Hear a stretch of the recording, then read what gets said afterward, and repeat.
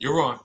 All right. Good afternoon. Good afternoon, family. Welcome to This Week in Black America. And here's a rundown of the past week's highlights.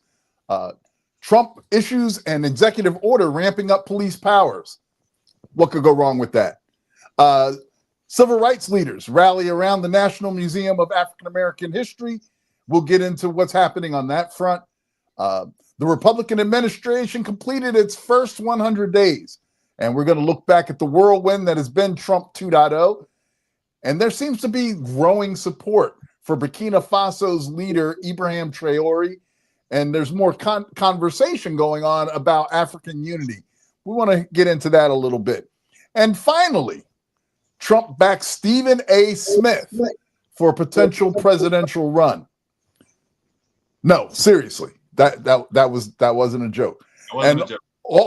All that and more on This Week in Black America. I got my brother Deshone here with me. How you doing this afternoon, brother? I feel great. We have a lot to talk about today. I'm excited. If you're new here, welcome to the channel. We are live on the Brother Deshone channel, as well as the Hello Black America pages on both YouTube and Facebook. We do this show every Friday, Eastern Standard Time. And our goal is to catch you up on what you missed. We also get some phenomenal co-hosts that come in and check in with us in the virtual studio audience. And sometimes they bring stuff that we missed. So if you caught something this week that we didn't catch, make sure you leave it in the chat. But this is where we talk about these things so that we're always on point. If you're new here, hit the like button. If you're going to spend a couple minutes with us, we invite you to subscribe. So a lot to talk about. Why don't you cue us up, Curtis, because we have no time to waste this week. Yes. So, there's always a lot of activity with this Trump 2.0, but just yesterday, I believe, or actually within the last couple of days, Trump signed an executive order just basically ramping up police powers, if you will, ramping up a police state, as the Rolling Stone article talks about. And the order actually directs government to provide legal resources to police officers who are accused of wrongdoing. So just let that sink in for a second. So officers that they know have done something wrong, something that's problematic, something that's illegal, he has now signed an executive order basically saying that's okay. Now, we've heard Donald J. Trump talk about during his campaigning times, talking about the police not treating people nicely. We've seen the clips of that. He's also made some threatening almost type of statements about basically a one-day purge with the police doing basically whatever they want. As I had said in the highlights, what could go wrong with this, Brother Deshone? What could go wrong here? A lot. This is something that he ran on. Right. He wanted to give more power to the police to do their job and to enforce law and order. This isn't, it's funny to me, right? We see people who are surprised that he's doing exactly what he said he would do, and a good percentage of the country voted for him to do these things. But I talked to some of them, and I say, how'd you feel? Hey, Trump's, he's just talking. Right. He's just talking. That's what he does. He's an entertainer. He's doing it to rile things up. But and he's showing us that no, it wasn't. I told you what I was going to do. I want to give police more power to enforce law and order. And now what we're looking at, guys, is the police state. So in our states, every state in this country is run individually. That's part of the fiber of this country. The federal government can't just come into a state and call shots. There's state government. And that's the beauty that prevents tyrannical control. Like, we are individually governed under a federal government, but it plays a role. In this particular case, President Trump is saying, look, I want police in every state to know that the federal government backs them. Whatever you need, this Rolling Stone article says it, we are investing more resources to make sure. There's a specific part that I want to read here. It says, he signed an executive order ramping up his efforts to embolden law enforcement across the country and shield them from accountability. So again, the 95% of police officers that are good people, let's just be super conservative here and assume, because we all have family that are cops, or we know someone who's a cop or law enforcement. And let's just assume 9 out of 10 are upstanding people with good morals and self-control, and they don't have post-traumatic stress, or they don't have, even though they, they're in a very traumatic profession, let's just assume 9 out of 10, but that 1 out of 10 who needs to be checked, who needs to be held accountable, who is suffering from some type of mental disorder, who actually does not like people of a certain color or race or religion, he's now including them in, hey, just in case you have a bad day at work, hey, you shot 2 people, you killed one of them was a child, hey, we got you though. I question your numbers as far as 9 out of 10, but I get it. Just trying to be conservative here. That's it. We're being super conservative. That is super duper conservative. But I don't know. It's just that Trump's asking like law firms to do pro bono work to protect these officers. We've talked about before, and it bears repeating. There are some occupations where there's really no margin of error. You don't want people who have the power to take your life to be in a position where if a mistake happens, that they're not held accountable. We've talked about pilots. Nobody wants a 9 out of 10 pilot. There's because if you're the 1% or if you're the 1 out of the 10, yeah, that's not a good day. So clearly there are some occupations that don't allow for a margin of error, and I happen to think that police officers are one of them, when they actually hold the power of life and death on the sides of the bodies in a lot of cases. So this is troubling on a lot of different levels, but it's in alignment with what we're seeing this administration do. They're moving more towards protecting those that are already in power. They are moving towards dismantling the rights for others of us, and it's disturbing. It's disturbing, and I guess that's what it's designed to be, is disturbing, frankly. What are some of the, let's just say, we're big, Curtis, on playing out the worst case scenarios, hoping they don't happen, and then sometimes we actually see them playing out. What are some of the worst case scenarios you think of police having more power? Well, I think that 47 has already laid it out for us, right? He fantasized about a day of law enforcement basically doing whatever it is they want. And this sort of executive order would give them the same kind of power that the Supreme Court gave the president, that anything that he does in office essentially is okay, as long as it's part of his official presidential act. So the Supreme Court has given this sort of power to the chief executive, and now it appears that he's trying to trickle it down to his minions, who he is thinking are going to do, the work for him of keeping people in line. Now, and I want to play that clip, Curtis, because you just mentioned it, but in case people aren't familiar about President Trump's suggestion of a purge, let's just play that clip. That's what it is. She's there for almost 4 years, and I just Donald Trump knew just hold on. We just had it up. There we go. Hold on. She's there for. That's about it. That's about it. You want to buy aspirin? They just take everything that the Border Patrol wants to get in something and send a violent day like. There we go. They didn't want to go over the $950. They're standing with calculators, adding it up. You know, these are smart people. They're not so stupid, but they have to be taught. Now, if you had one really violent day, like a guy like Mike Kelly, put him in charge, Congressman Kelly, put him in charge for one day.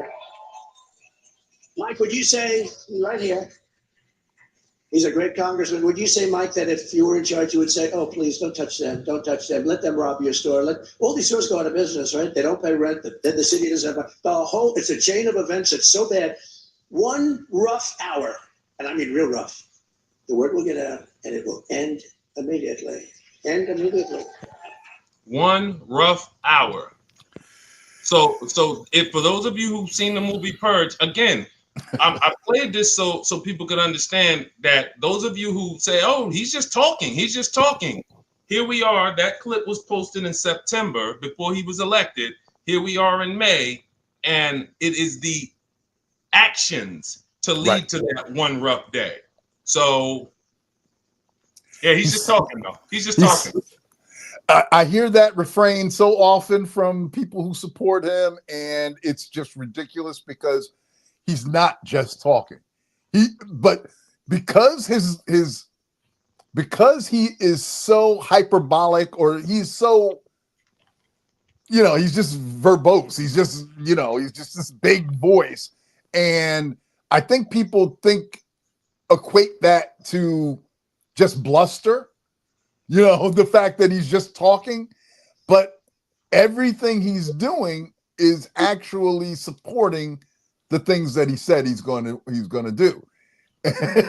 And you gotta, it's a difficult tightrope to walk because the man has sometimes shown a propensity to not lean on the truth heavily.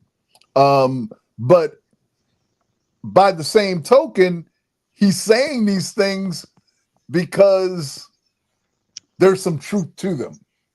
Oh, I see you flexing your shirt there. Okay. All right. Hey, new uniform. Y'all know you got less than 3 years. We're talking about a national day of purge, a national hour where they can kill anyone they want, and it's sanctioned and by the president. You got 3 years. There's no coincidence that the word Exodus says, that doesn't say exit. That's exit us. Exit us. Exit U.S. I feel like Bob Marley should be playing in the background now, but. All right. So enough on that one. You say what? Because we got a ton. What's next on the horizon? Well, listen, there's all types of stuff going on. Be watchful, folks. Be vigilant, because there are things happening around you. If you're not paying attention, there are citizens being shipped out. There are citizens being detained. There are people with legal status in this country being either detained or otherwise harassed. There is things, I'm sure, that this America doesn't look like the America any of us remember, but it's happening. So, you got to stay watchful, and we keep telling people to do that. Now, there are a bunch of civil rights leaders who are basically bringing a call to action. I know you're familiar with, and you've just actually recently gone to the museum down there in DC dedicated to African American history. So the National Museum for African American History. If you haven't been there, I highly, highly, highly recommend that you get there, and you might want to go soon because apparently old 47 here is doesn't like the museum, but I think he says that it shows the negative part of American history, and he doesn't like that. And apparently there's a lot of people who don't like that. That's basically the backdrop. They're trying to take some they're trying to dismantle some funding for the African American Museum, and civil rights leaders looks like they're trying to call people to action around that. First of all, what are your thoughts on just the overall subject of the museum itself? I know it's kind of probably fresh in your mind as far as the power of that museum. Kind of give us your thoughts on that first off. We were in Virginia 3 weeks ago. If you don't know, the National Museum of African American History and Culture opened in 2016. Who's been there? Let us know in the comments if you've been to that museum in DC. Incredible experience, absolutely incredible, from every single display and every part of the Black American history and you know, the transatlantic slave history. It's documented. Right. It's beautiful. It's a very emotional experience, but there's just a lot of truth on towns we built, a lot of truth on, you know, from you know, every era from the time that we were brought here. But one of the parts that you get to is you get to this simulated sit-in area, and they're simulating what it was like to be at these lunch counters, and you can choose your experience. You can choose whether you want to go through a bus boycott or sitting. It's an amazing thing. So we did that, right? And then less than a week later, I find out that President Trump has ordered that particular exhibit to be removed. Oh, wow. So that was like, whoa. And the reason me and my family made an effort to get there is because we were hearing the rumors. Right. You know, he already appointed himself, I believe, chairman over that. What's the art facility down there by him? The Kennedy Center? The Kennedy Center, thank you. So once he started doing that, there was kind of rumors that he was going to be looking into anything having to do with the arts, and especially concerning something that represents our culture and our history. And that's why we made ways to get down there. I would implore anyone who's in the vicinity to get there so that you can see it, because the things that are there are most likely not going to be there, because if that lunch counter is gone, that's a huge part. I mean, relative to the scope of the museum, it's a small part, but it is a powerful part to take out. So I was very, very shocked to hear, you know, you can know something is going to happen or hear that it's going to happen. It doesn't make it easier when it happens. and so it's like, whoa, you know, it's really happening. So I would implore everyone to get there. You went there when it first opened, Curtis. So, you know, yeah. What was that experience like when you saw it? It was just powerful. That's the word that keeps coming to mind. Some of the exhibits, seeing some of the hardware that was used to transport enslaved Africans to this country. Some of the Emmett Till exhibit. I don't know if you got to that one or not, but the Emmett Till exhibit was just so powerful. You're not even allowed to take pictures down there, but it was powerful. And then you go through and you get all the way up to the top and you see all the accomplishments, all the things that we have achieved in spite of all of these efforts to diminish us, to erase us from history. Our impact cannot be erased from this country. This country is not this country without the input, without the accomplishments of African Americans. And it's sad, it's tragic, it's criminal. I'll dare say, to try and erase all that the African Americans have brought to this country, and the way that we are so weaved into the tapestry of America. It is criminal, I think, to try and remove that. And it's part of a bigger plan, unfortunately. So, yeah. But what I was wondering, and if these stories don't have a happy ending, y'all. I know sometimes y'all be waiting and y'all be like, okay, yeah, that's the bad news, but it has some light at the end of the tunnel. No, the tunnel gets darker.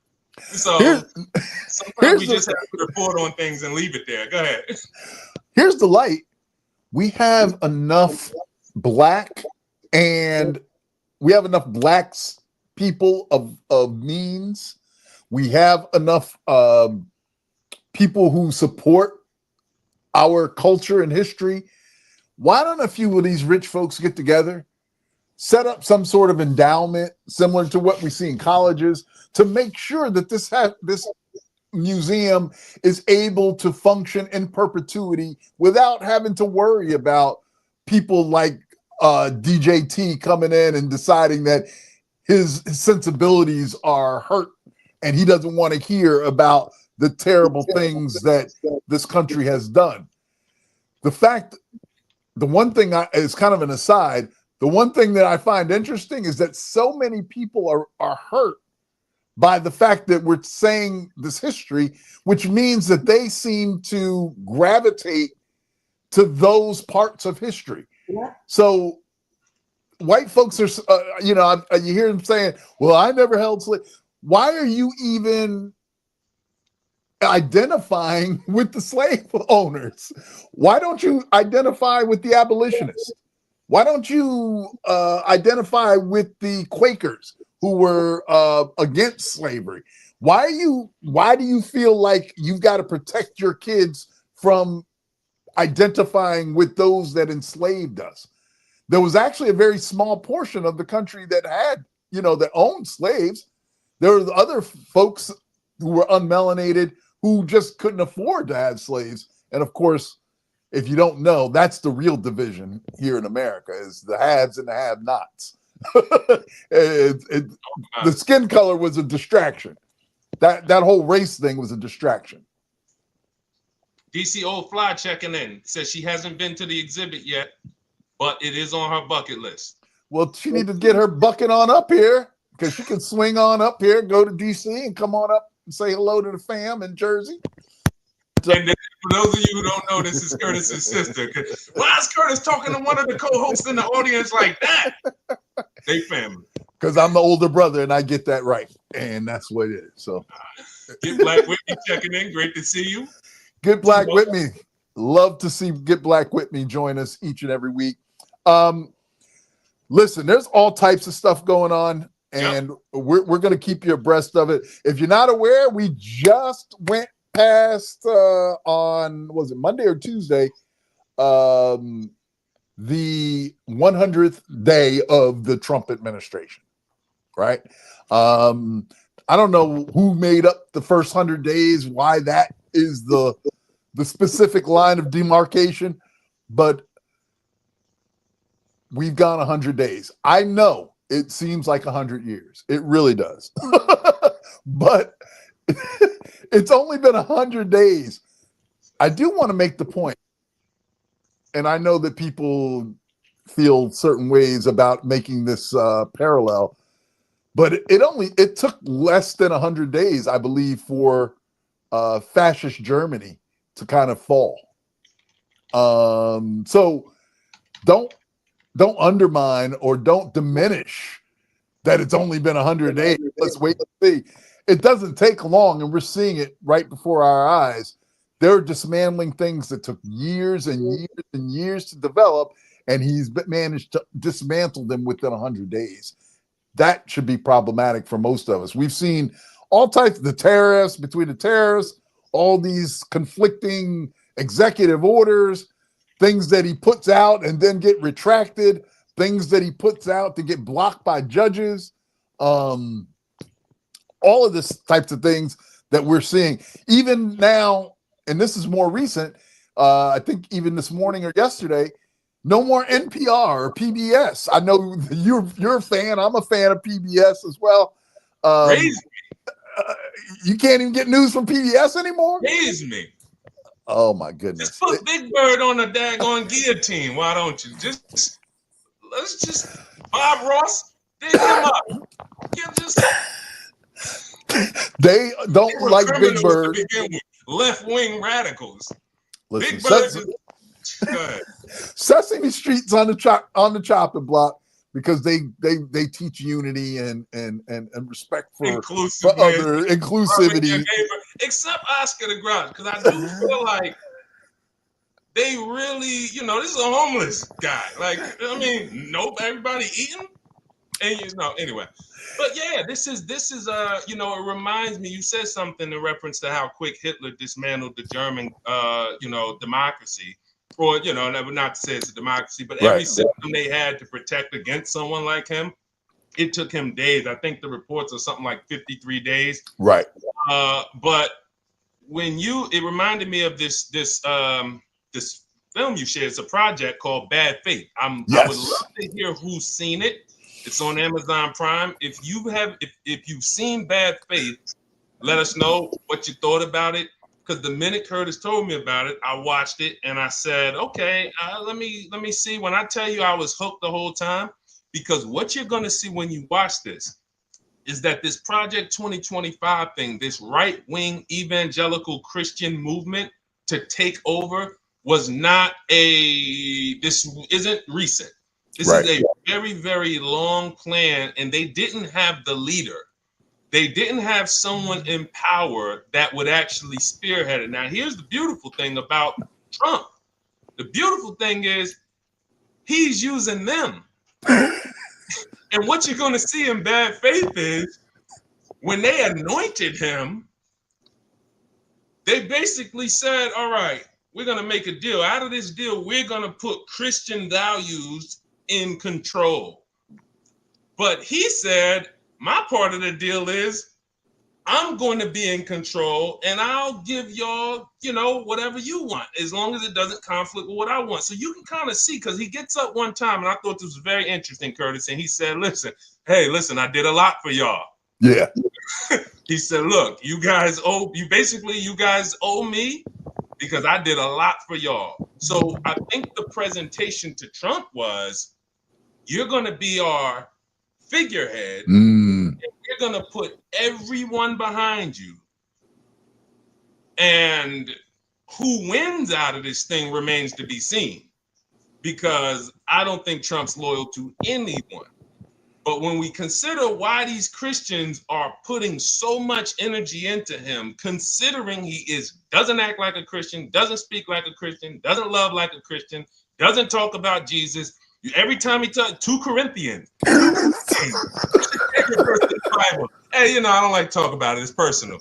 But what are you, a more Old Testament guy? New Testament? Can't name one scripture. A little bit of both, So these are the things where he had to play this role to get that backing from them. He got it, and now we'll see, like I said, what's going to happen in the long run. But Bad Faith, I recommend everyone see it. It will answer a lot of your questions concerning why these right-wing evangelical Christians support him so much.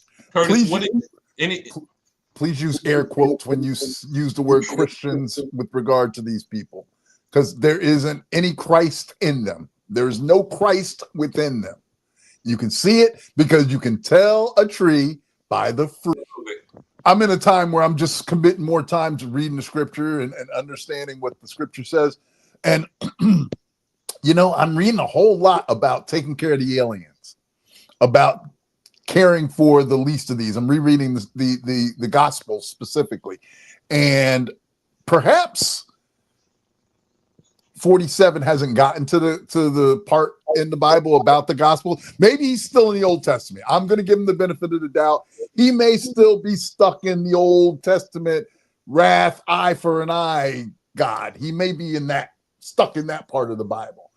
I'm going to encourage him and anyone of his ilk to move forward into the Gospels. Matthew is actually a pretty short book. Take a look at it. Specifically right around chapter 5, 6. All the letters should be in red. Pretty much all the wording there should be in red. That, just for breaking this down, in case you didn't know, the red just means that's Jesus. Jesus, the Son of God, the one who came here, died for our sins, rose again, ascended to heaven. That Jesus those are his letters, those are his words in the red. Pay attention to those. Stay, try and gauge your life around what those are saying. And I think you're in good shape. That can pretty much tell you that you are actually a Christian, because you are actually following the words of Christ. I think he might have tore those pages out of his Bible. Anybody have the Trump Bible to know if?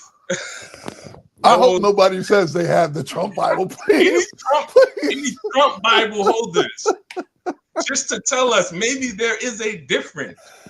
But yes, like you said, Curtis. Meraki on the check-in. Good to see you. Our brother Meraki on the check-in. That's all right. And some phenomenal comments coming in from the co-host Get Black With Me. Said he's a failure. They hitched their wagon to the wrong person. Now look at this, Get Black With Me, because she made another comment. I'm sure Heritage Foundation has been shopping this thing around for a minute. Absolutely. And that faith, you'll see that one of the pioneers, pretty much the pioneer, he was pushing for a minute to try to find who was going to be, like he even before he passed away. And this is how you knew. I found it, listen, I don't wish bad on anyone. I found it interesting. This guy, it starts out so evil where you could just see his agenda. And he's a young guy at the time, relatively young, right? And by the end of it, he's in a wheelchair. He can't walk. I'm watching. I'm like, whoa, is he in a wheelchair? And he's still spewing evil. It's kind of like life is hitting him. He can't. He's in a wheelchair, and I don't mean a regular wheelchair. I mean some type of wheelchair where it's like, one of those wheelchairs where you're like, whoa, what happened to you? Yeah. And he's still on it. Like, we gotta do more. We gotta do more. So. Again, watch Bad Faith. I think I think it will help everyone to understand kind of like I said, why these right-wing Christians are backing him and what they are planning to get out of it, which is a theocracy, which is a nation of Christian nationalists. Really good thing. So I wonder how many people who call themselves Christian would actually favor a theocracy. And because, I profess to be one who follows Christ, but I don't think I want to see because a theocracy basically is forcing people to do something that even Jesus never forces anybody to do, right? He wants people to come to him out of their own free will.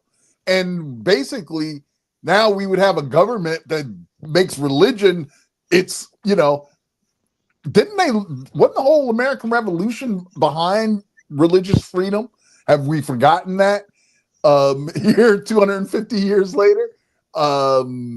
So now all of a sudden we want to try and impose our values on others. I want everybody to be a Christian, right? Because I believe that those are the values that make us the best version of ourselves, right? Mm-hmm.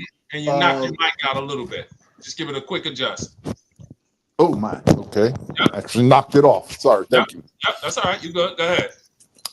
Yeah, so the fact of the matter is that I think that we would be all better people if we did follow Christianity.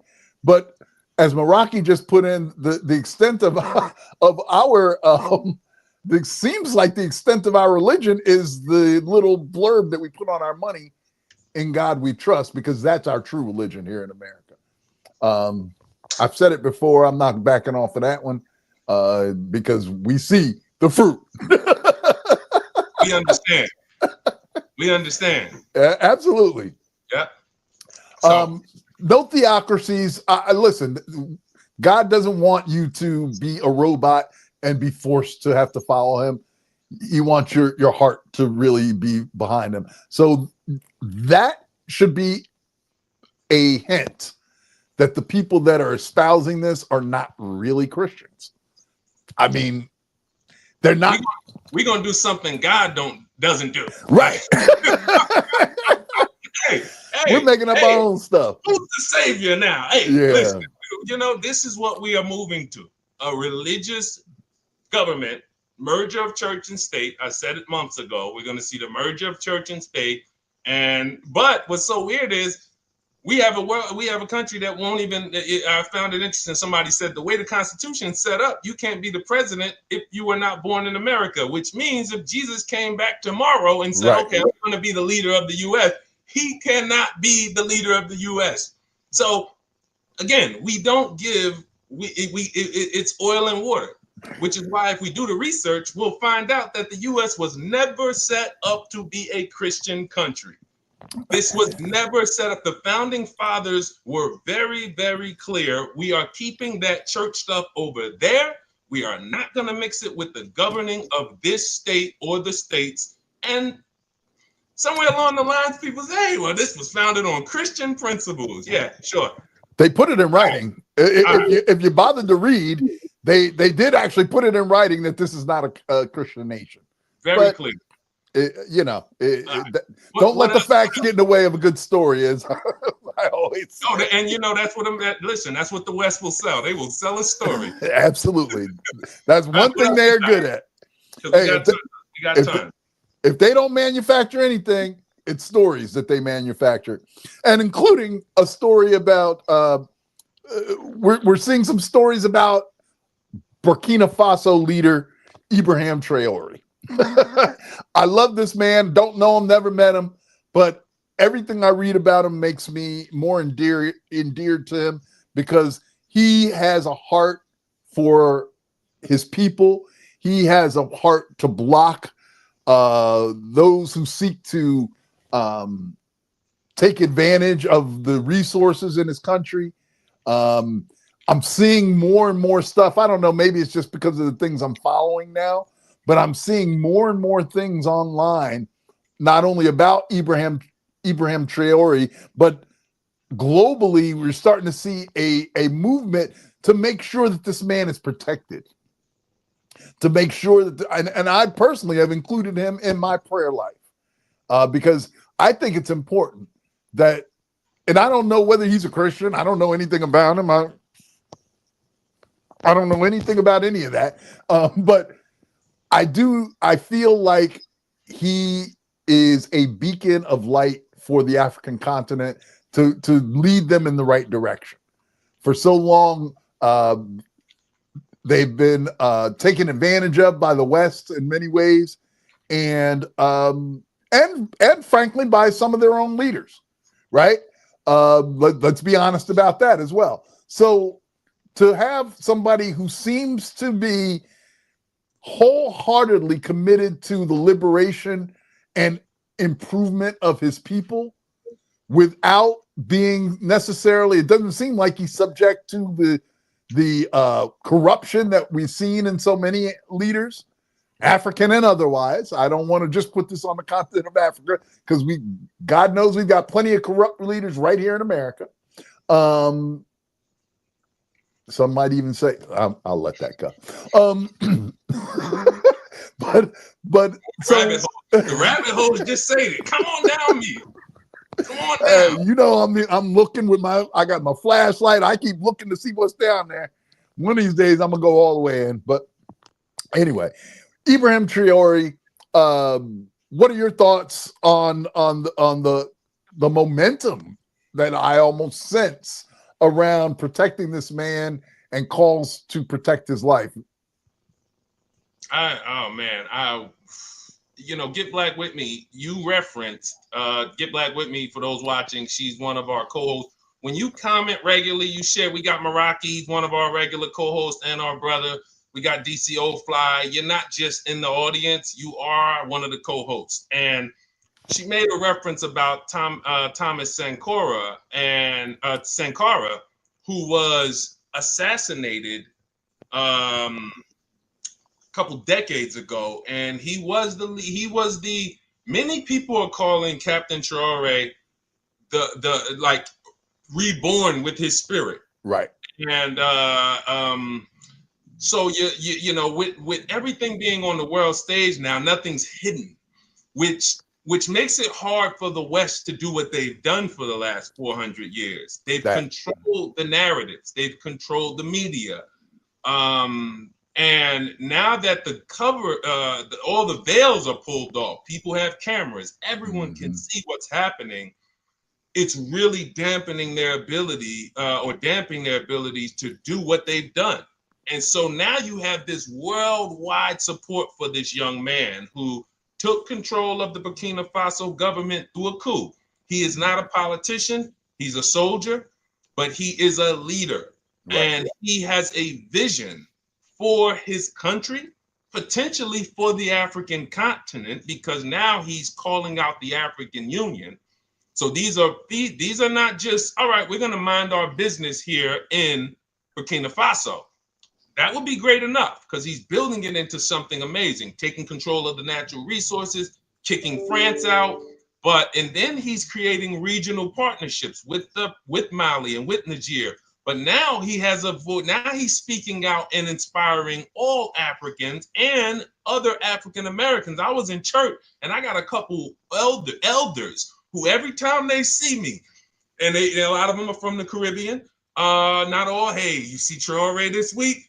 So I'm talking all eyes on this man. If you have not seen, if you're not following what he's doing, he is literally the de facto leader of Black everything. Right.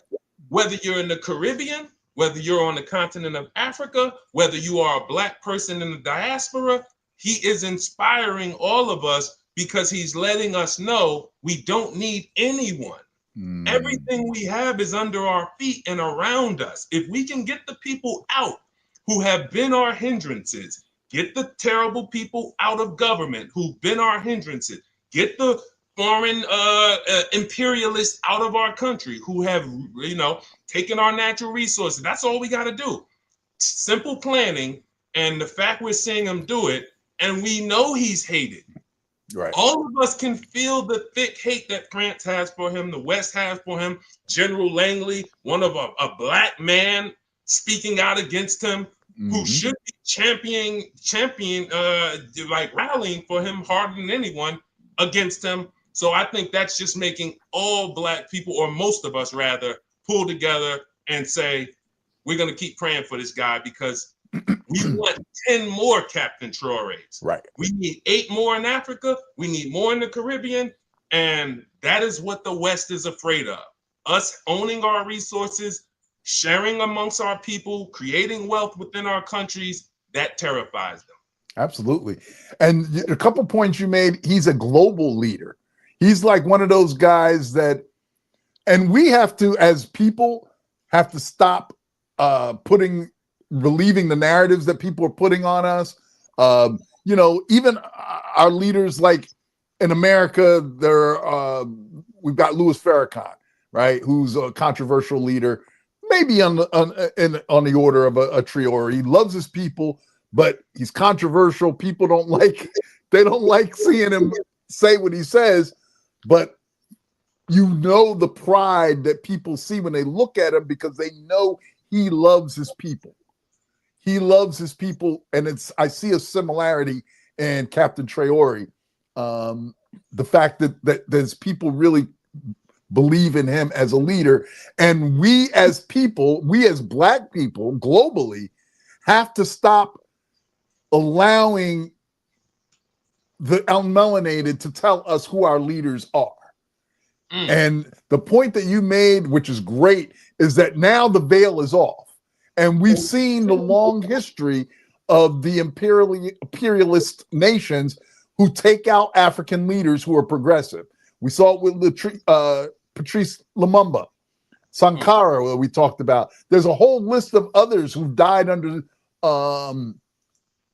suspicious circumstances, who were leaders. We talk about Gaddafi.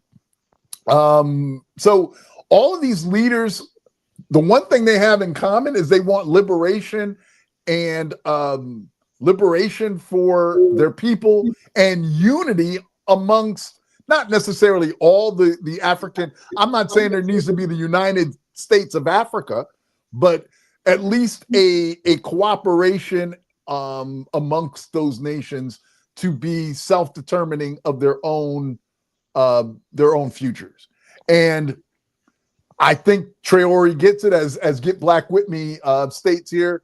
And again, as Get Black With Me states again, that Sankara set the blueprint and I am happy to see Triori follow it. America, we're watching. If Europe, we're watching. This man, if this man comes up missing, it's going to be problematic. Jesus, it's going to be problematic. And I hope that these leaders realize that they can't move the same way, because we're going to see it. We're going to see it within 24 hours. It's not like in the past when these things happen and then it takes a little while for maybe the message to get over to the American shores. We're going to see it in real time. And that's going to be problematic for those in power. So let me, because you just brought up a point, and I want to know, did you guys see this? This was in New York. We're in New Jersey. Just yesterday or 2 days ago, they had a protest. Now, this is the people of Africa. Many of these people are from the continent of Africa, rallying in New York for the support of Captain Triori. Now, I want to play a little bit of this, and then I want to see, did anyone see this? Did anyone happen to attend it? Shout out to Cerebral. Now, listen, y'all got to help me because I don't want to butcher that name. Is that Cerebral Pugilist? Pugilist. Yes. Shout out to California checking in. Said, bruh, Triori is the business. And I can't stand the idea of mayonnated. Mayonnated thugs is crazy work. That melanated and mayonnated, that is genius. So you already, I already love you. I already love you. Oh my goodness. Because that is crazy. Mayonnated. Mayonnated is beautiful. That is beautiful. To do him harm. Thank you. So now I want to play this, and then I want to tell you something that is actually, it scares me about this. I want to ask you guys a question. Curtis, I asked you, and this was yesterday. Can keep its aid. Captain Ibraham Triori to defend it is the population that wants him. We are behind him. We are behind Captain Ibraham Triori. We want a sovereign Africa. Rising tide is reaching every shore, and it won't. So now this looks calm, but there were parts of it, and I'll see if we can find it, where it started getting pretty crazy. I'm talking about the whole Africa. I'm not talking about South Africa. I'm not talking about Mozambique. I'm not talking about... Okay, hold on. Now, okay, so now some of y'all, you can catch it on your own. There's many parts where they are chanting like very loud in protest. Now, here's my worry. Y'all know since the election, Black people, we've been chilling. Yep. And I think there's something in the air that we know they're trying to bait us. And especially we talked about maybe 15, 20 minutes ago, the new power coming to the police state, federal protection, more resources. And I think we know we've been staying the heck out of Dodge. Let our white brothers and sisters and let the people out there, y'all want to do that? Y'all want to rally, do all of that? Go ahead and do that. My fear with this is the first, Trump is not going to necessarily say, well, these are Black people from Africa, right, and we're going to distinguish them from the African American. This just looks like Black people protesting to them. Now, there's something, somebody says something on Twitter, and you guys, I really want your opinion on this, and I really want the co-host to tap in on this. We know midterms comes up in another 20 months. I told you guys that according to the prophecy, I don't believe Trump's leaving office. I believe this is the last president. I don't think we're going to see anything other than that. But how it happens, I don't know. Somebody wrote something on X, formerly Twitter, and said that President Trump's plan, just like he used a loophole to declare a time of war, it was a national crisis where all executive power now came to him, and he can do things without the oversight of Congress and without the oversight of the judiciary because of the loophole that his team found. Now, she said there's another loophole potentially where it will allow him to declare martial law. Right. And if he declares martial law, he can suspend elections. Right. So my worry is we see stuff like this happening. It puts the battery in his back. That's exactly what I wanted. Dispatch our police. Oh, we got national security issues. We got people protesting in all countries. And now, y'all see where I'm going with this? Yep. And that was my concern when I first saw it, is like, because like you said, most of the black folks got the memo. American black folks got the memo. Hey, don't be out in them streets, because for the reasons you just laid out, he's looking for an excuse. If this was 2020, when the Black Lives Matter protests were going on, I guarantee you there would be military in the streets, right? The only reason we're not seeing that now is because most of those people that are protesting are unmelanated, and they're a little less, less likely to use force against their own. We see it all the time. Interactions with the police, etc. So they treat their people differently. So my fear is that, like you said, is they gonna see them African people in the street, and he ain't calling them Africans. They just N-words, and they in the street. And that means let's get the guns, let's get the troops, the tanks, whatever else we got. We're gonna roll it all out. We're going to declare martial law, and then all the other things that you described can take place. So it worried me, and even a little bit.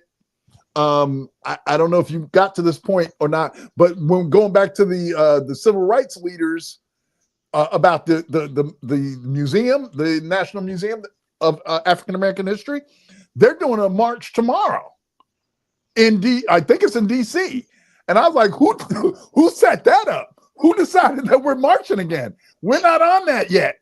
No, y'all didn't get the memo. There is a pause. We are doing a moratorium on black folks marching because we don't want to open the door for this man to say, y'all are wilding.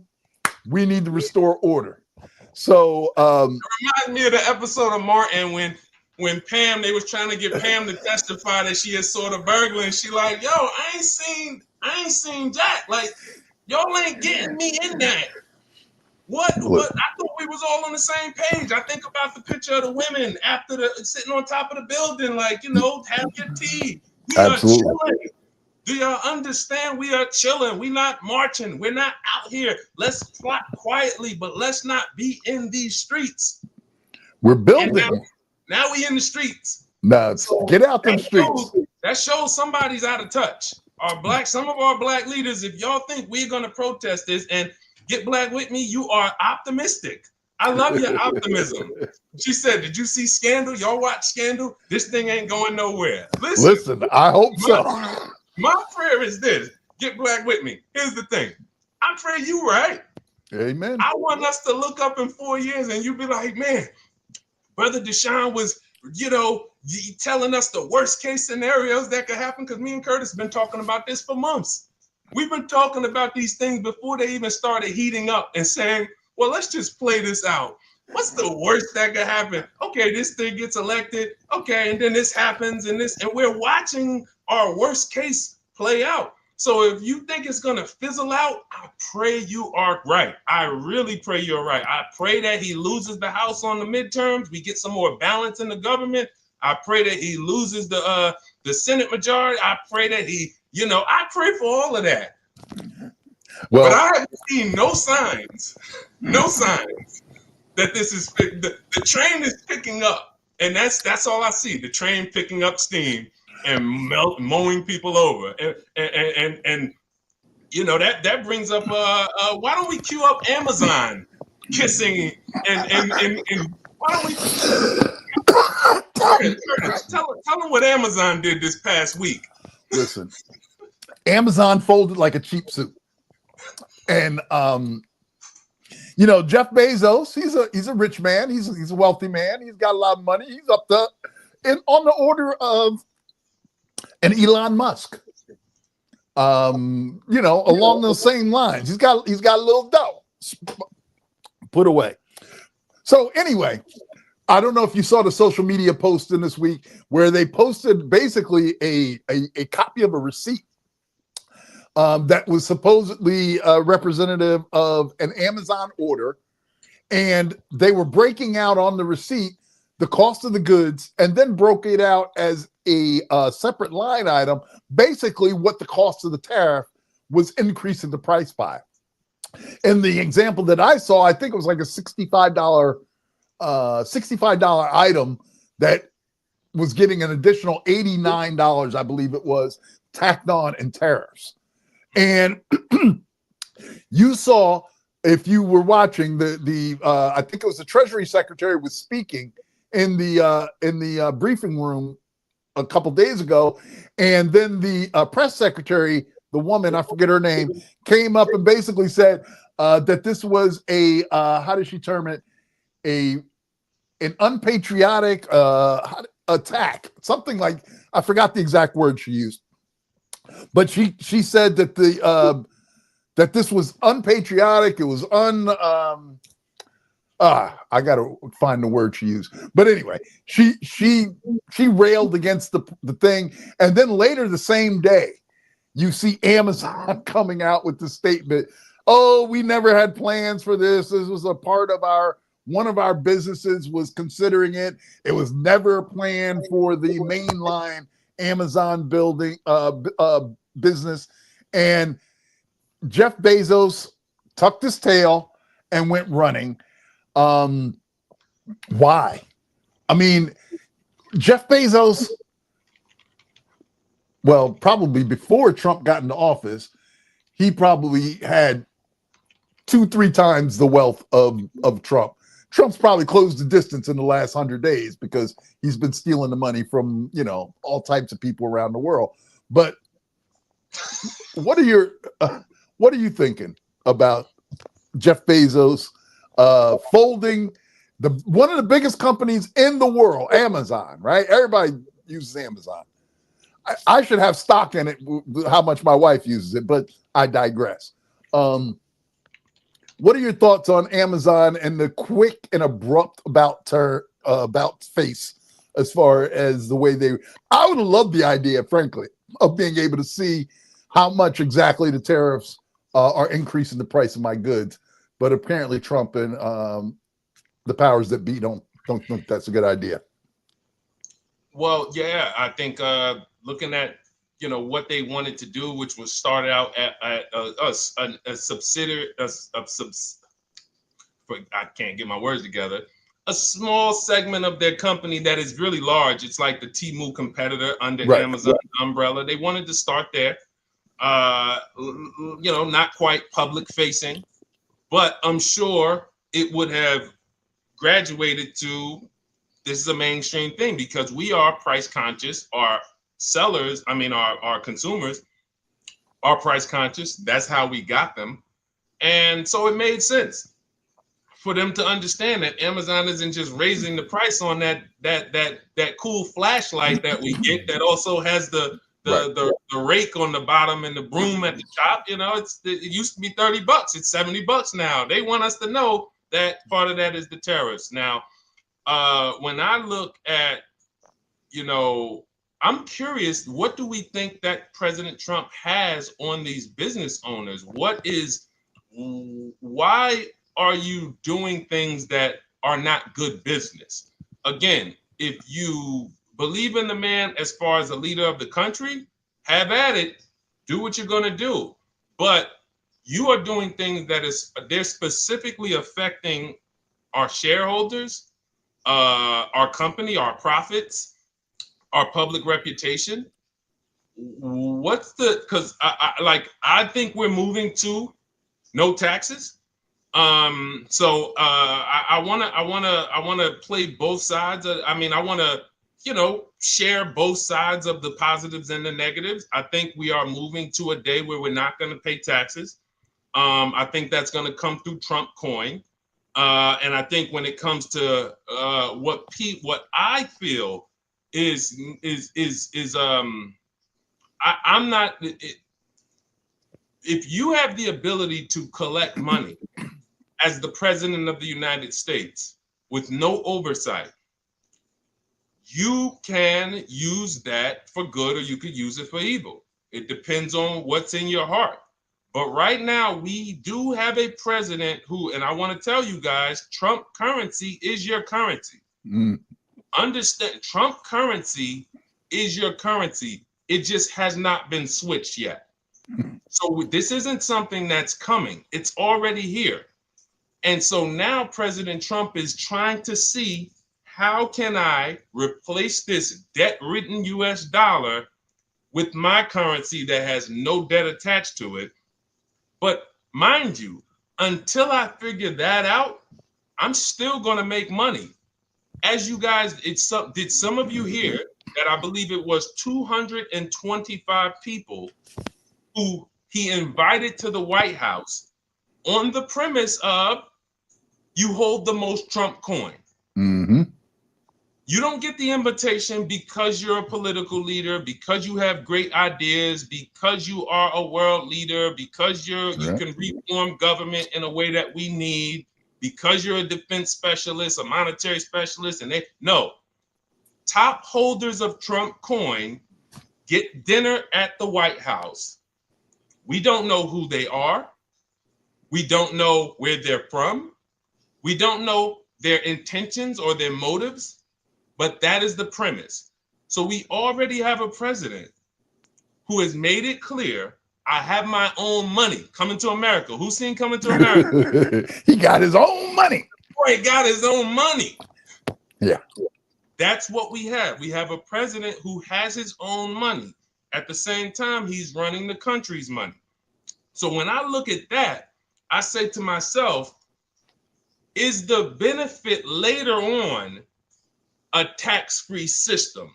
And that's why we'll take whatever this short-term whipping you're giving us, because I can't see any other reasons. Can anyone else think of the reasons why these captains of industry, strong men and women, like people who have more money than him, more influence than, not necessarily more influence, I don't think. No, not right now. No more influence, but definitely more money and resources.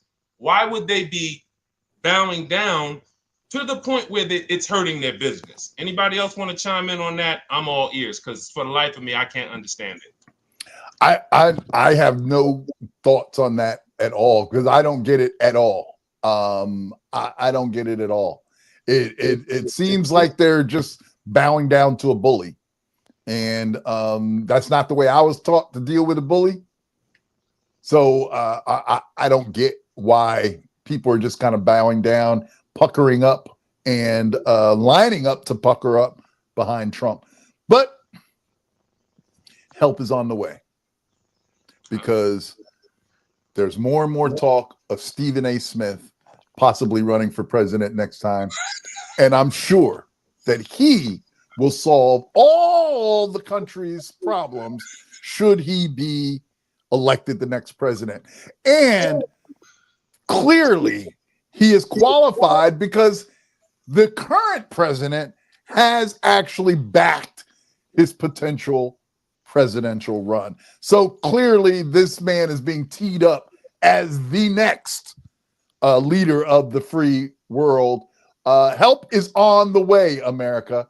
Help is on the way in the form of Stephen A. Somebody's got to start the slow clap. Thoughts on Stephen A. getting the endorsement of Donald T? I mean, clearly that's going to put him over to that's what's going to put him over the top, right? I would imagine. It reminds me of when we were having a tragedy, and Dave Chappelle made a joke that, hey, the 9/11 tragedy. Anyone see the joke where it's like 9/11, we just lost people, and they're doing this somber news conference, and the guy says, hey, here with some words, we got Ja Rule on the phone, ladies and gentlemen. And Dave Chappelle ended up turning to a joke, like, I'm crying. I don't want to hear, I don't want to dance. And this is the particular case. And this is a man who, this isn't sports. This isn't, loud taking. And what's interesting is if you heard it, Trump said something very interesting. I think he'd be good. He's good at entertainment. Yeah. That's what we've devolved to now. He didn't say he's good at politics. He's a great thinker. So maybe if President Trump sees that, all it takes to be president in the United States is be a good entertainer. Hey, it worked for him, right? I mean, what was his claim to fame? He was a real estate guy, but he was most known for being the apprentice, that you're fired guy. And that's what's actually propelled him to being where he is today. But help is on the way. Stephen A is coming to rescue us all. What do you think about Stephen A? Like, seriously, from a voice, from a black leader, from a, I know. Don't use the word black leader and Stephen A in the same sentence, please. Let's refrain from that. First of all, Stephen A is what he is, which is a articulate sports announcer who is bombastic, and he figured out what, and I don't know if people that follow sports, he is the black version of what Mad Dog Russo used to be for sports talk radio in the New York area. And somebody yells, has these hot takes, and people they gravitate to that. So they like that loud. That's why we have this president that we have. The people like that loud, what do you call it? Loud and wrong, just that loud, bombastic. So I can't take this seriously. I don't know how much longer I can discuss this with a straight face, to be honest with you. But the sad thing is that it could happen, because we see the circus has come to town. We've already got the head guy clown in the office now, and I guess he's bringing the rest of the clowns along for the show. All right, let me get off of that before I say something that gets me on some list somewhere. Listen, I you know where I'm going. Trump know he's not leaving. Exactly. So he know he's not leaving. So all of that, oh yeah, he should run. Listen, we will, God willing, be here. Now, I'm going to be broadcasting from somewhere else. I told y'all, hey, if you understand, that says Exodus. Exit us. Exit US. It's pronounced Exodus. I'm going to be somewhere else. But I will be broadcasting, and Curtis will be broadcasting, God willing. And what we're going to be saying is, look, it's 2028 and President Trump is still the president. That's my bet. That is what I'm willing to stand on. And I know people might be like, oh, this is crazy. He'll be out, admit that. But he knows he is not going anywhere. His base knows he is not going anywhere. Like I said, I don't know what's going to happen to create it, but that man ain't leaving. Y'all saw the hats. We talked about the hats, right? He's sporting the Trump 2028 hats already. Yeah, so he ain't planning to go nowhere, in case you didn't know. Newsflash, he ain't trying to go nowhere. But anyway, but Stephen A is offing in the fringes there to rescue us. I do want to. You know what I want you to cue up on that, the Rubio thing and the Waltz thing, because we talked about this. I really want the opinion of this guy, Mike Waltz, who he's the one who let the journalists in. If you guys don't know about, what was that, Curtis? Maybe a month ago? We had that signal gate. Yeah. So Mike Waltz, who's in the Trump administration, ends up being the one who let the journalists in, who had that military leak. Right. Now, we thought it was Hegseth. Now, Hegseth was on the call, but he wasn't the leak. So apparently, Curtis, Mike Waltz has not been fired. What has happened to Mike Waltz? This is probably, as I would describe it, reshuffling the chairs on the Titanic. So we've seen it now a couple times, because Hegseth's guy, last week we talked about Hegseth's chief assistant being removed from his job, but then being slid into a special employee status. So he didn't get fired. He just got removed from where he was and shuffled over to the other side to do that. And this seems like it's the same thing, where, you know, he's been removed from the administration, but they just moved him to a different place. And then they just let Marco Rubio say, all right, well, you're not doing, you know, you don't have that much to do as in your current job. So we'll make you the UN National Security Advisor as well. You know, the guy that flies all over the country and talks to different countries. That's what Rubio should be doing. But now he's going to also have to kind of serve as the National Security Advisor. And I've heard newscasts talk yesterday talking about National Security Advisors, the guy that's usually in Washington, D.C., who has the ear of the president to let him know of the global pitfalls that might be out there. So how's he going to do both? But we should not be concerned, because Hegseth made sure that his wife and his brother and his personal attorney were also on the Signal chat. So, I'm sure he's getting some good advice from those people. Plenty of good reinforcements. The wife. Absolutely. I'll just be honest with you that I'm just getting tired of talking about. I mean, we kind of hit on it last week. It's tough to have to go through all this, because I would be somewhere in a corner, somewhere chilling. But we feel responsible to kind of bring our audience what's going on. That means we got to pay attention to it. But that means we got to delve into this stuff and get into the muck and mire. And it's not pleasant. It's not pleasant. It's not.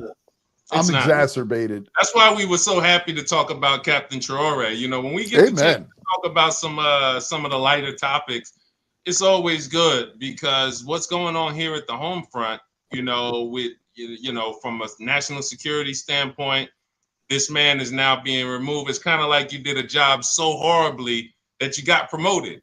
Hey, now you're gonna be because the new position, UN ambassador.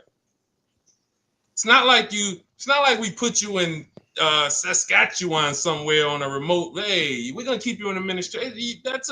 You're still very important to us, right?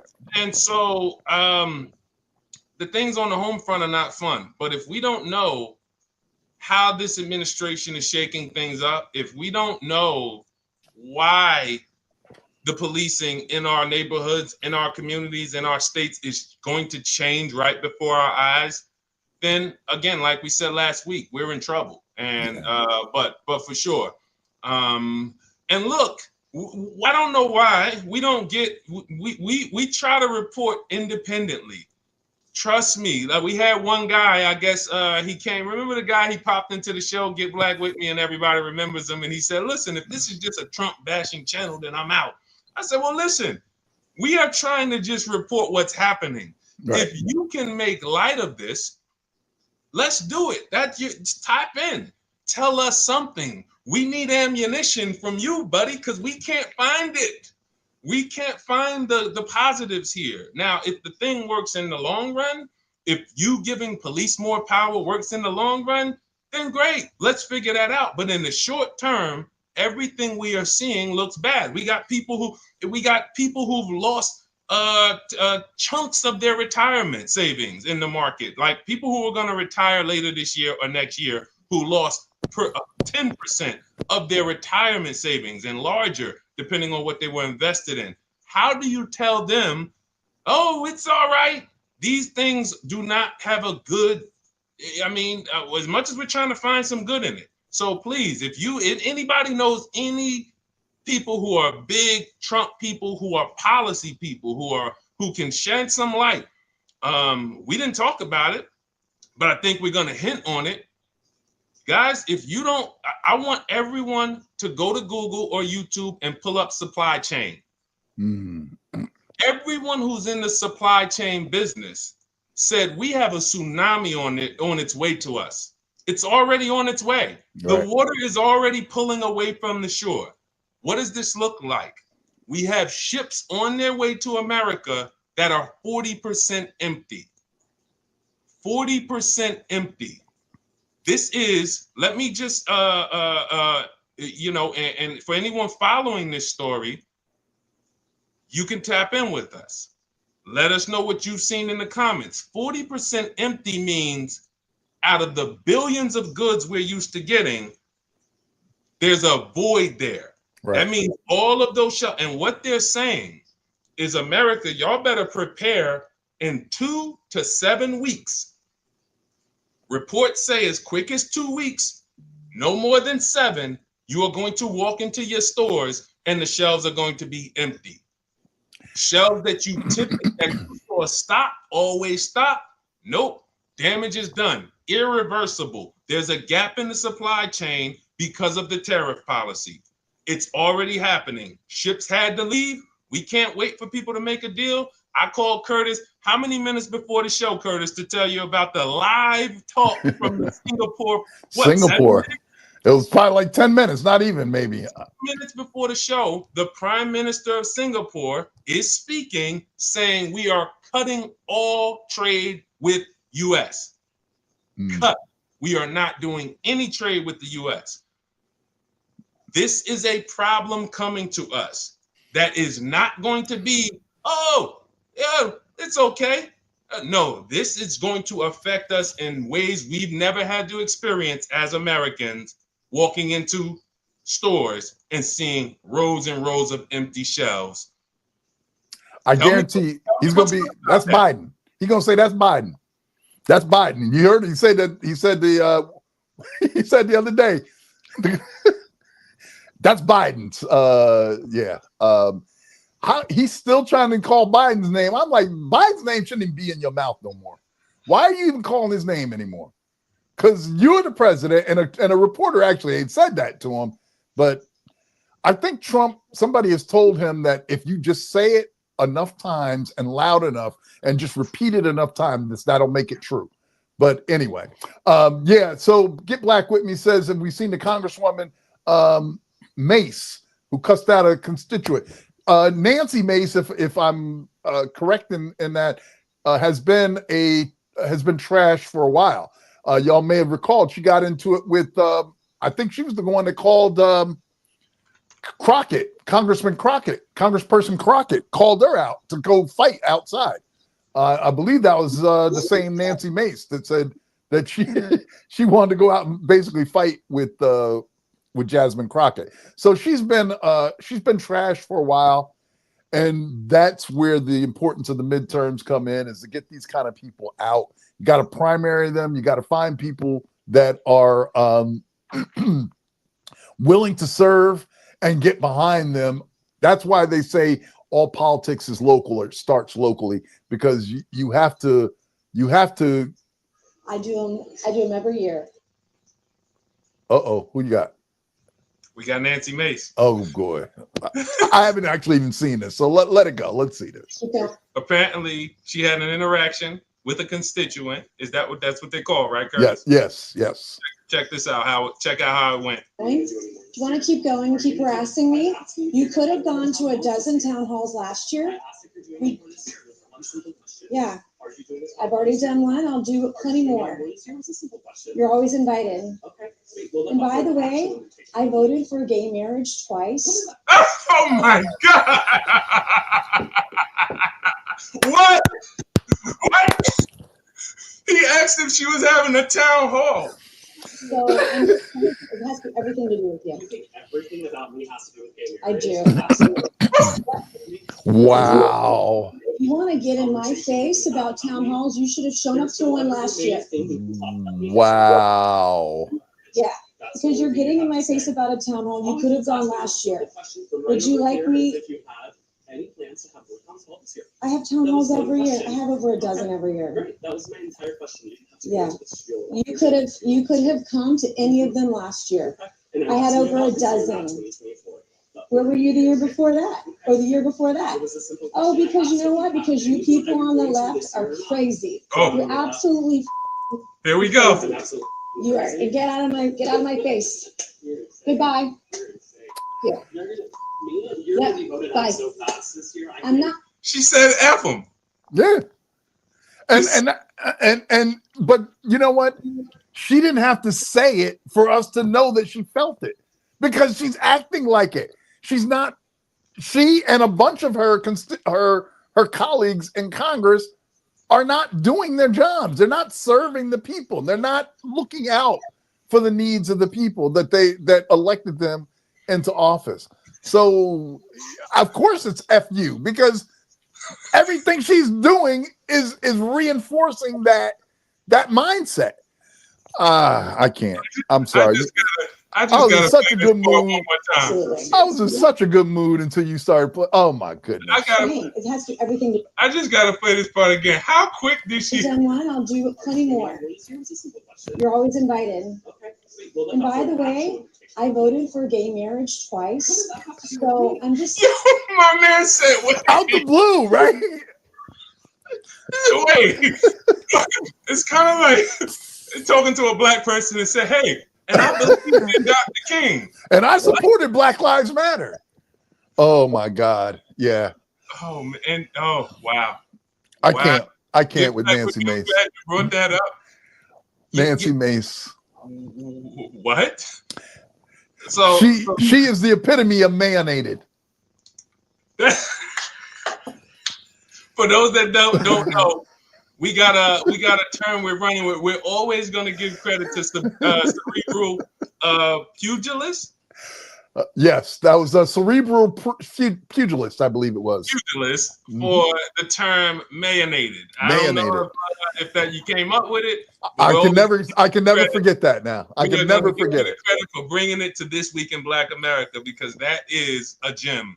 But I really feel like we should copyright that, mayonnaise, and make T-shirts. You need to run with that. Listen, Absolutely.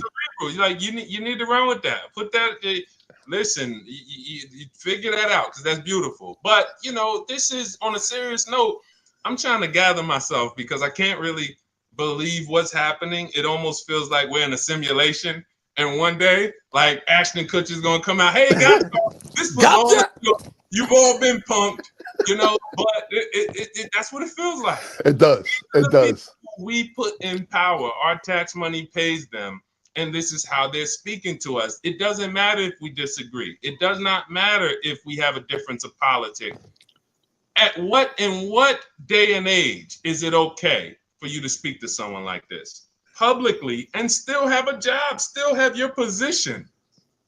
They didn't want Barack Obama smoking cigarettes. The man wore a tan suit. Crucified. Yeah. We could curse you out in public on video and be in the chamber tomorrow. You can't make this stuff up.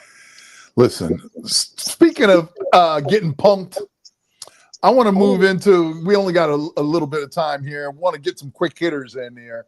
Of course, you know, we had the NFL draft last weekend, and Shedeur Sanders was a name that was prominent in the discussion of people that were going to be highly touted in the draft. And we'd heard a little bit beforehand that, you know, there were some reports that he was kind of arrogant, if you will. He didn't maybe have the right attitude, I guess, when he went to meet with teams.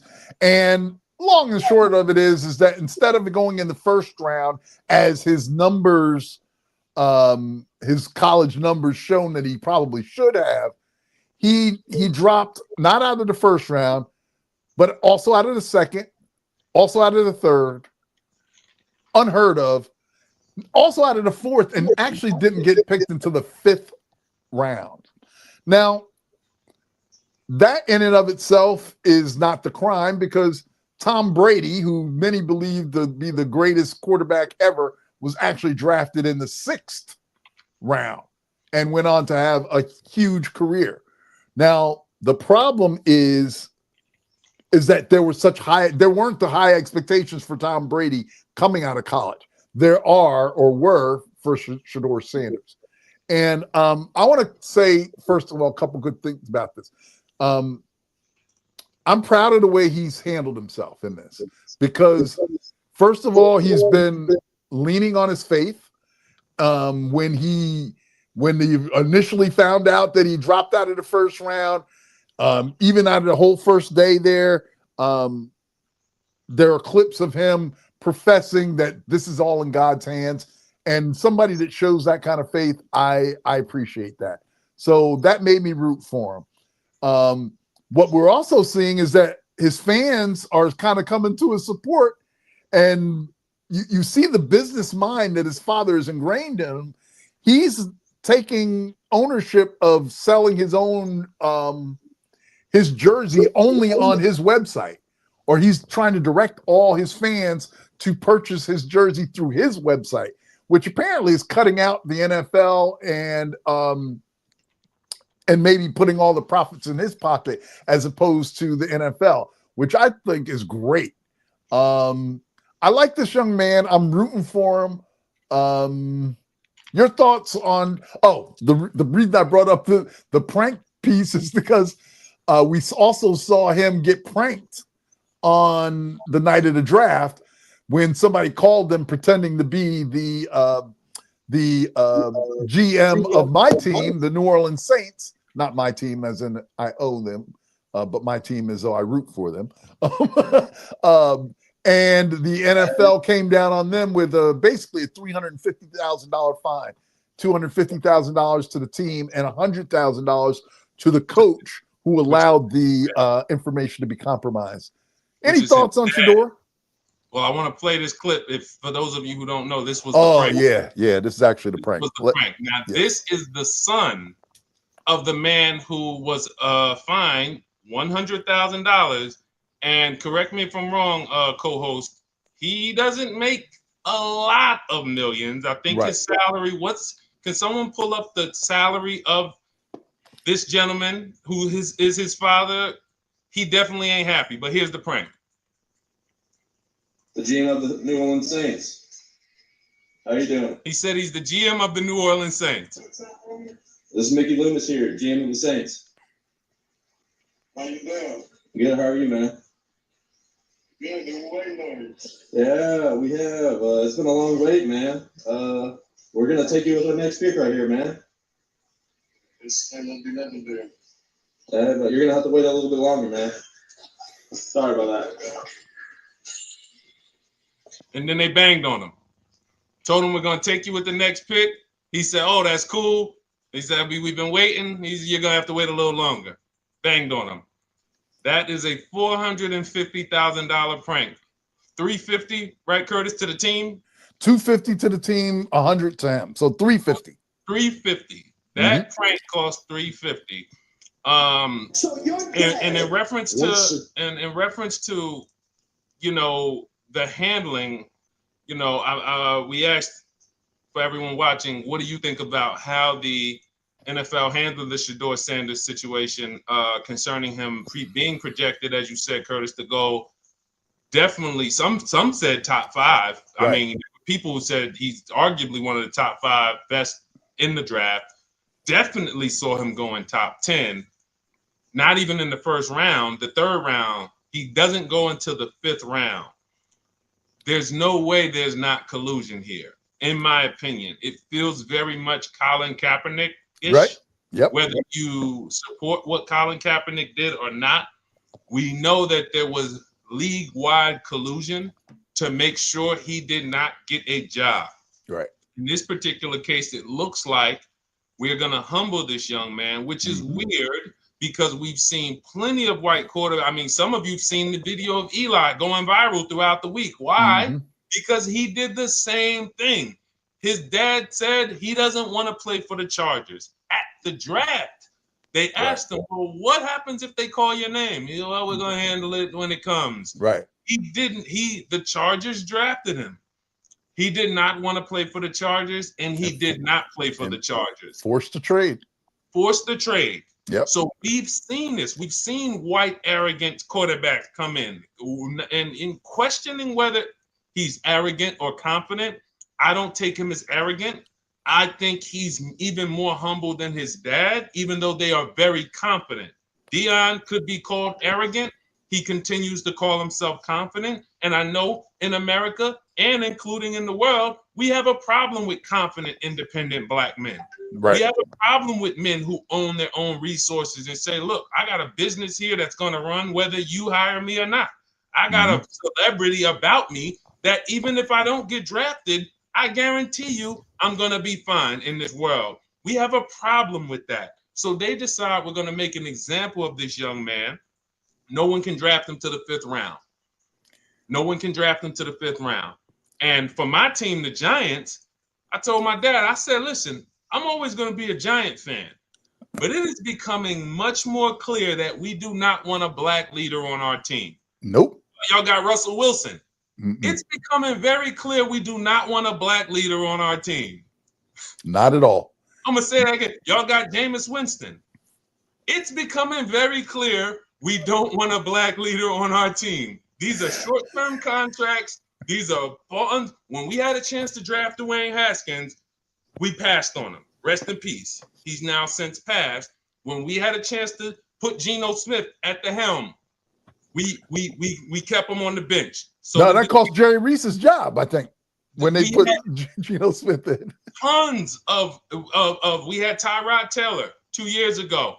Came in, played a couple games, was the best quarterback of the season. Now we got to cut him. This is the New York Giants, and I can't speak for any other team, but it is becoming very clear that this is an establishment. But what I love, to end my point on this, is Shador is winning.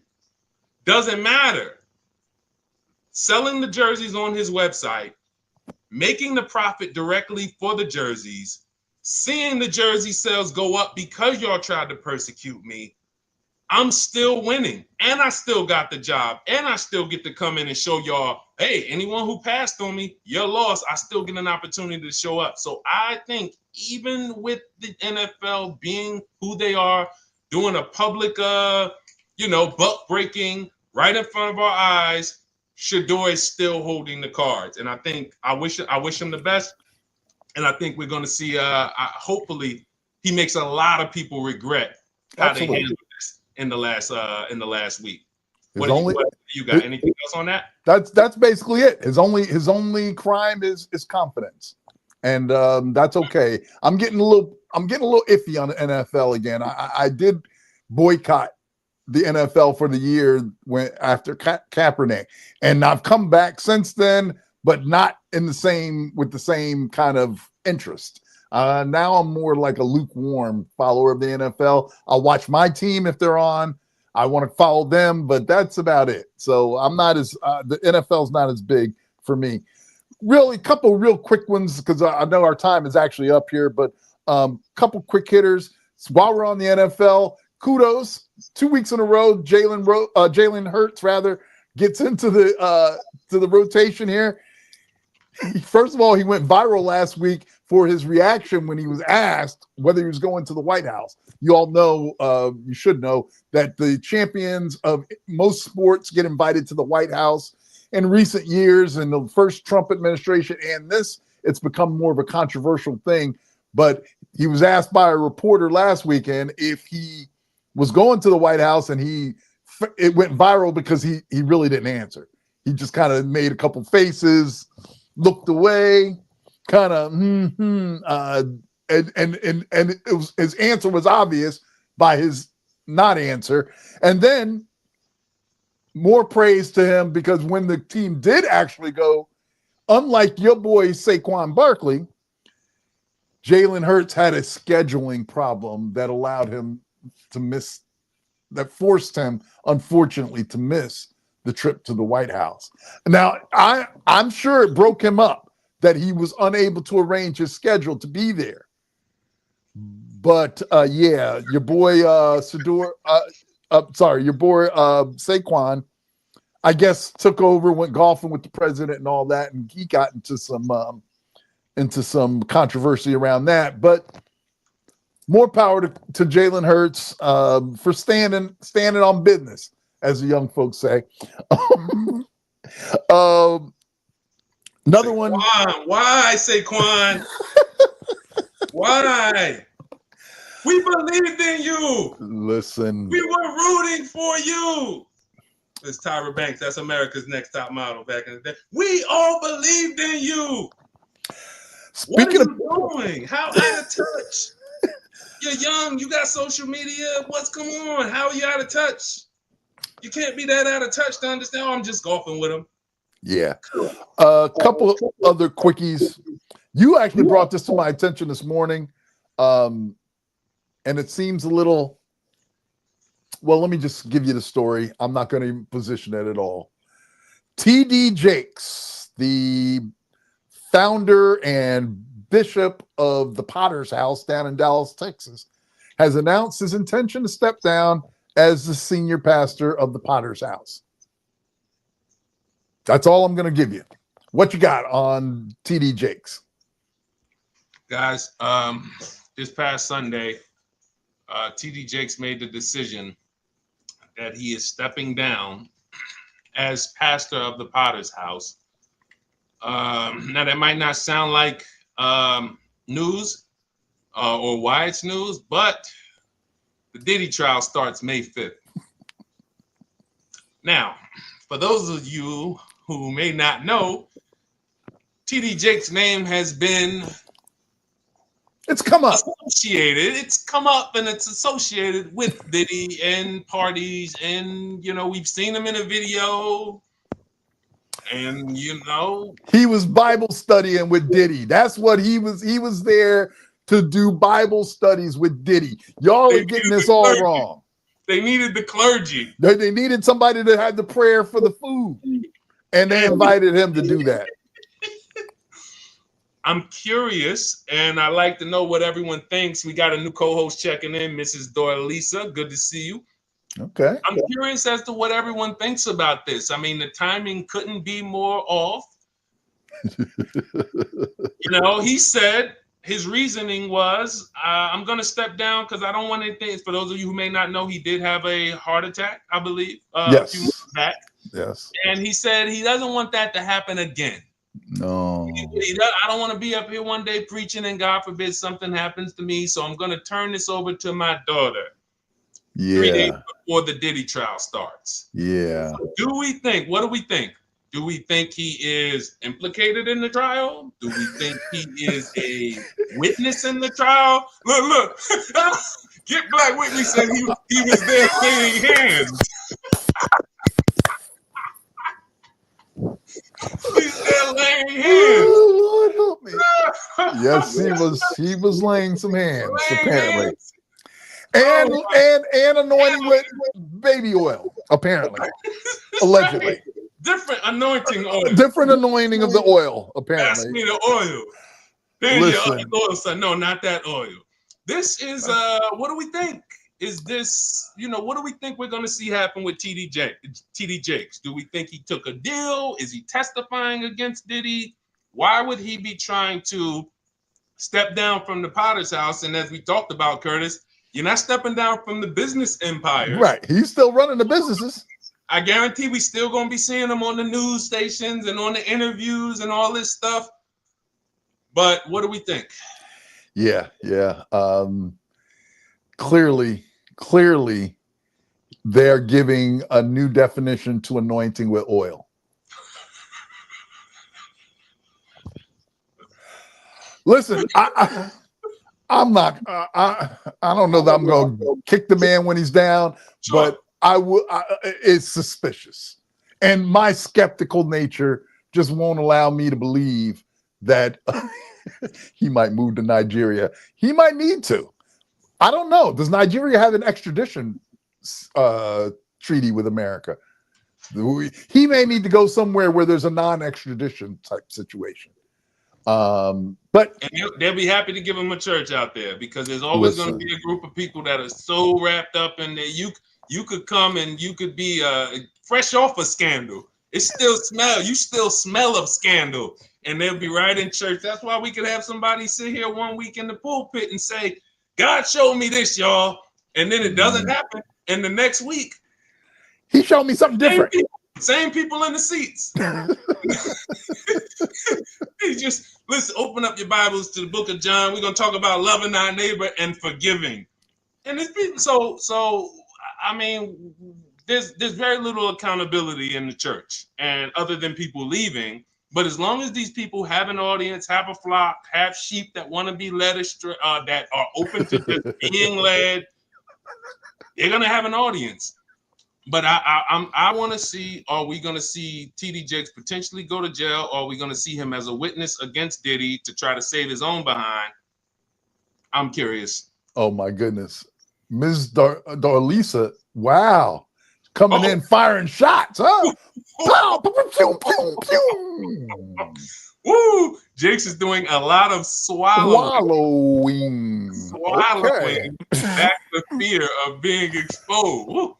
Well, listen, they told me don't mess with a man of the cloth. We're going to let God handle it. I'm going to let God handle it because, we're going to let God handle him. I think there's somewhere in the Bible that those who are leading the flock are going to be judged more harshly, which is one of the reasons why I've run away from that task kind of my whole life. But anyway. I'm not going to beat the man while he's down. Any final thoughts you got today? I mean, we went over a little bit because there's just so much going on, man. When I'm putting together these shows, I'm like, I looked up at one point, I had 5 pages worth of stuff, and I was like, oh, that's a little too much. And there's still stuff that we could have talked about that we didn't have a chance to talk about. But for this week in Black America, what's your final thought? Oh, I feel like I need to put Bob Marley on. But I don't know. We probably get in trouble for playing it. No, I'm gonna play it as we wrap up our final 3 minutes. As we wrap up, because we're trying hard to get to the point where we can wrap it up at the 1:30 Eastern Time hour. But sometimes we having so much fun. Yeah, it goes a little longer. But wait, Get Black With Me asked if we saw Sinners. Oh. Yes, yes, we both saw it. Did they cross the 100 million? I don't know. I haven't kept up with that particularly. I think we should be here. We're close though. We should be close to the 100 million. This proves, I am so happy you brought this up, Get Black With Me, because you need to go see Sinners. It's an awesome movie, front to back. It is don't take the kids. No. It is not a kid-friendly movie. But it is a movie that has a great storyline. Michael B. Jordan does an incredible job. Incredible job. All the actors do an incredible job. And what this proves for me, y'all, is that the lane for Black directors, Black leads, Black writers is wide open.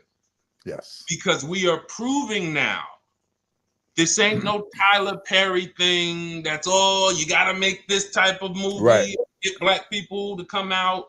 Listen, Ryan Coogler proved when when everything they've done. I mean, Black Panther, Creed, these are box office hits with Black leads. This opens up the door for us to write our own movies, produce our own movies, star in our own movies, direct our own movies, make hundreds of millions of dollars, because I'm curious how Ryan Coogler's name is all over this and he's making all of these hit movies, but his net worth ain't nowhere near James Cameron. Right. I mean, not saying obviously James Cameron's a legend. He's got a lot more under his belt, but I mean, you got a lot already. Why is your net? And I know I don't trust network.com or whatever like that, but he should already be up there in the approaching the hundreds of millions because he is that good. But again, I pray that the other people who are in this field see that everything we were trying to pitch to Hollywood that they didn't want, or they didn't want us to put it out because they couldn't control it.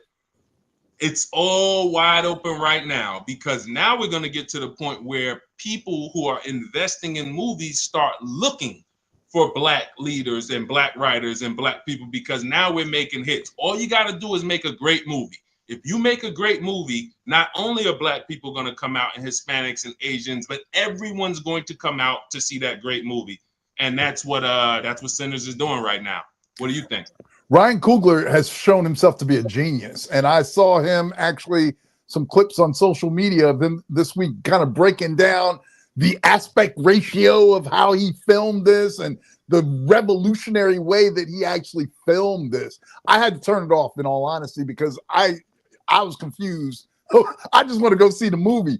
But he broke down that this is the only movie that is using these different aspect ratios that kind of allow you to go into the picture more and feel it more.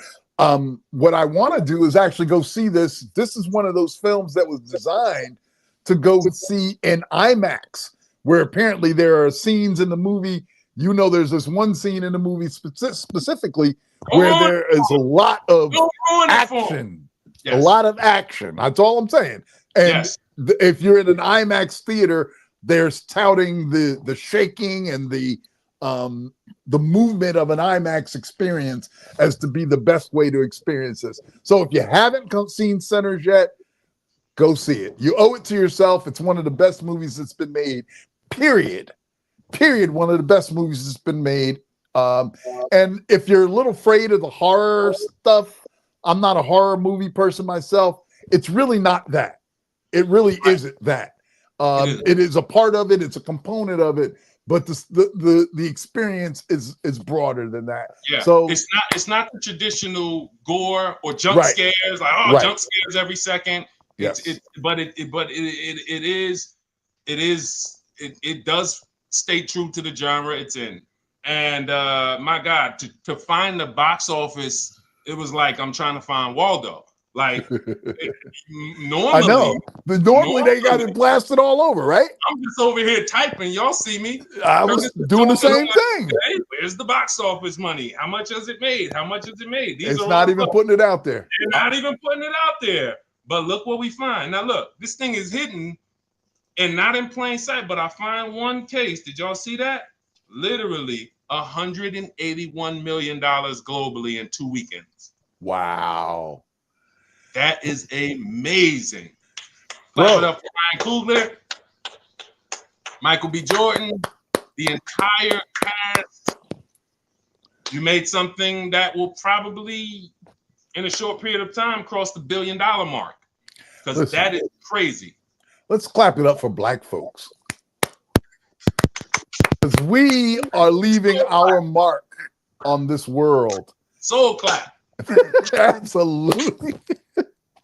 Listen, Black America, that I love us. I say that to myself probably on average 2 or 3 times a week. I love my people because we are just such a rich culture. Our people are funny. We've learned to live through the worst set of circumstances, and we're still here. We're still standing upright. We still got a good spirit about us for the most part. And listen, they're trying their best, giving us their best shots to take that oomph, that thing that's special about us, and to kind of beat it out of us. Don't succumb to it. We are a unique people. And whether this country wants to admit it or not, this country wouldn't be this country without us. And if they ever get rid of us, they're going to find out. That's going to be one of those FAFO moments. And a lot of people are having those moments now. But I love my people. I love our audience. Love the fact that we get to share this time with you each week. Tune in with us every Friday at noon. Hold on, I can't let you wrap up yet. I got to share one more funny thing because you said something about how great we are, right? And how great we are, and the fiber of what we bring to culture, and we're funny. So check this out, Wendy's. One of us is running the Wendy's social media. So check out what happened this week. So this brother said, "Lord, Give me strength to make this drive home without stopping at the Wendy's to get a junior bacon cheeseburger and Frosty. And Wendy's tweets out, Lord, take away his strength. If that ain't us, there is no mayonnaise person that is writing that writing that response. So again, we are the fiber. If these corporations are smart, they are looking for us to run their social media, to be in their commercials, to write their commercials, because they cannot talk the language of culture and move things forward like we are. So I just wanted to share that. We are the essence. We're the salt of the earth. And when you take away the salt, yeah, you get unseasoned chicken. You get raisins in the potato salad. Anyway, right. Listen, take us home. Love our Black folks, love our audience, love each and every one of you that tune in with us each week, that have supported us from the very beginning. I know it's been a wild ride for the last 100 days plus, but we promise that we're going to be here with you to kind of take you through the ins and outs. We appreciate you joining us and enhancing our conversation every week. We learn from you as much as you learn from us, maybe even more, frankly. But we love the engagement. Again, next week, noon, 12 o'clock, we'll be here for This Week in Black America. So glad to share the stage with my brother Deshone. Any final thoughts for you, brother, as we wrap things up for today on This Week in Black America? No, this was fun. Thank you, everybody. If you haven't already, we invite you to subscribe. Tell your friends about us. We have a community here that we love, we value. As Curtis said, we have a lot of fun here. We make light of topics, which is what we do as Black culture. You know, we can, brothers to be at a funeral and somebody to lighten the mood. That's what we do. And it's always a pleasure. We look forward to seeing y'all next week here on This Week in Black America.